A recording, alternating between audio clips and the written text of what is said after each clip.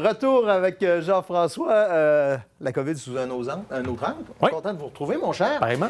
On a entendu Donald Trump dire à répétition depuis les derniers jours, on aura un vaccin probablement avant l'élection présidentielle. Et là, les compagnies pharmaceutiques disent, attention, là, on va mettre des choses au clair. Oui, c'est assez rare de voir 9 entreprises rivales parler d'une même voix et c'est exactement ce qui s'est passé aujourd'hui. Vous voyez les noms derrière nous, AstraZeneca, Merck, Moderna, Pfizer, Sanofi, toutes des entreprises qui développent un vaccin contre la COVID et qui ont des ententes d'approvisionnement avec les différents gouvernements.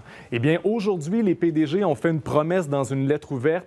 La sécurité et le bien-être des personnes vaccinées va être leur première priorité et le développement du vaccin va s'effectuer dans le respect des hautes normes éthiques et de principes scientifiques rigoureux. De plus, aucune demande d'autorisation ne sera soumise aux autorités tant que des essais cliniques de phase 3 ne seront pas complétés et concluants. Donc, l'objectif de la lettre ouverte, c'était vraiment de rassurer les citoyens qui sont un peu méfiants face aux pressions politiques que pourraient subir les géants pharmaceutiques. Si on avait l'appareil dont vous allez nous parler tout à l'heure, le signal serait correct. C'est un appareil qui détermine si la distanciation physique est respectée. Exact. Il s'appelle le distanceur Alerte 2. C'est un gadget de l'entreprise lavalloise Alco-Prévention.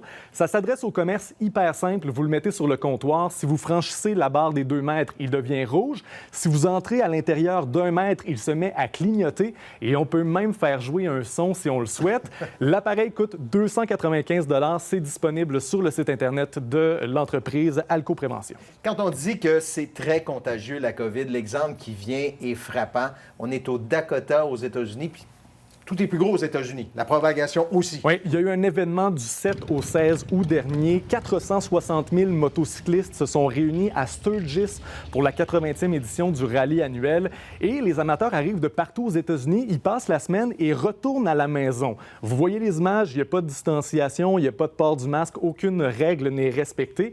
Eh bien, il y a un chercheur de l'Université de San Diego. Il a utilisé les données GPS anonymes des cellulaires des participants et les a croisées avec les chiffres COVID pour la période du 2 août au 2 septembre.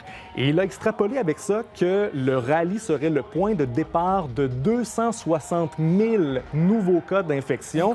C'est un nouveau cas sur 5 pendant la période étudiée. Et aujourd'hui, la gouverneure du Dakota du Sud a émis un communiqué pour réfuter les résultats de l'étude. Il faut dire que c'est elle qui avait autorisé l'événement en question. Il y a toujours de la politique qui n'est pas bien loin. Pas loin. Merci. Bonne soirée. Jean-François.